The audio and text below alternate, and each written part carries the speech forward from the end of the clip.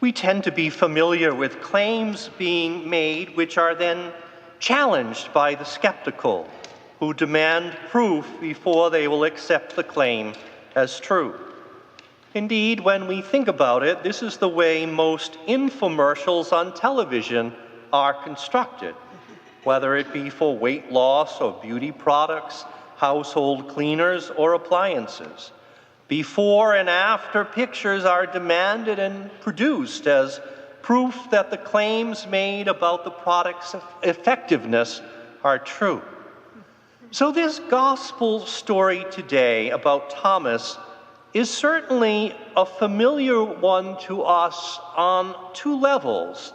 The first is that we've heard the story before, and the second is that it follows that same familiar format. Thomas has heard the claims that the other disciples were making. Jesus, who without any doubt died on the cross, is said to have risen and lives. But Thomas remains skeptical unless he can see for himself. So even in the days before photography, Thomas, in a sense, demands to see before and after pictures. He wants to see Jesus risen, but with the marks of crucifixion on his hands and side, just to prove that it's really him. The amazing thing that happens is that the demands of Thomas are met. And when they are, no, Thomas no longer insists that he touch the wounds of Jesus. For him, seeing is sufficient. Indeed, for him, seeing is believing. So the gospel becomes a before and after shot, but not only of Jesus, but especially of Thomas the skeptic becoming Thomas the believer.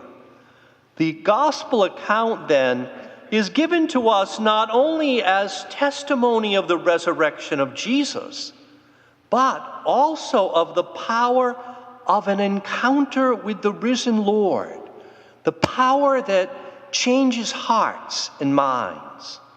How ironic, then, that if a few hours from now we were asked what this morning's gospel was about, we might be likely to answer, oh, it's the story of doubting Thomas, when in fact, the heart of the gospel message today is about believing Thomas.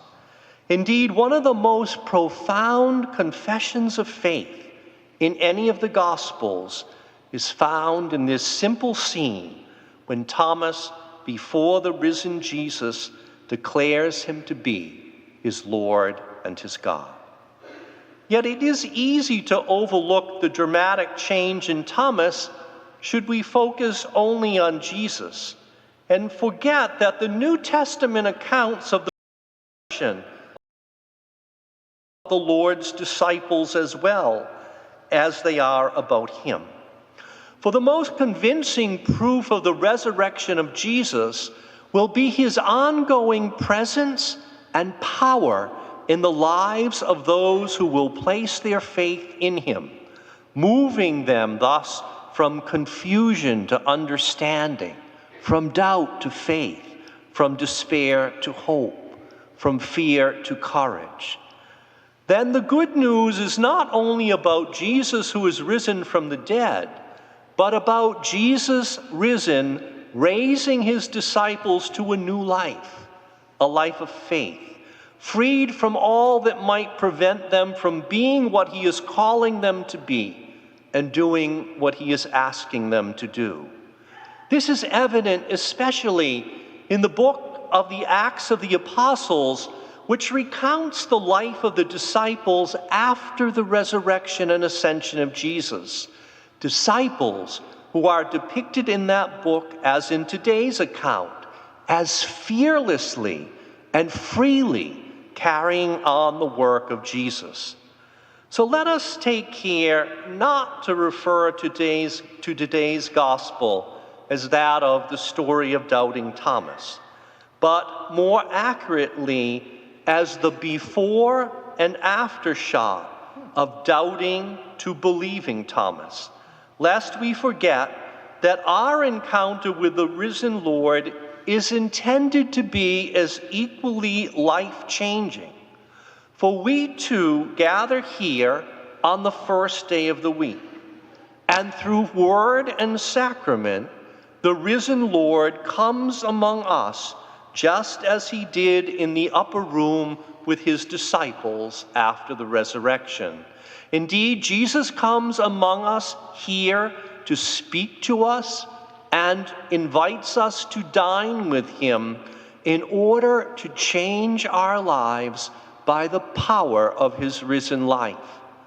So let us say in surrender with Thomas, "My Lord and my God," and allow the risen Jesus to transform our doubt to faith, our despair to hope, our apathy to love. Indeed, let us permit Jesus to raise us from the death that is self-concern, and thereby free us to be people who live for others and to serve others in his name. Indeed, may the before and after shots of our Christian lives and continuing transformation continue to be the best evidence that Jesus Christ is truly risen and lives.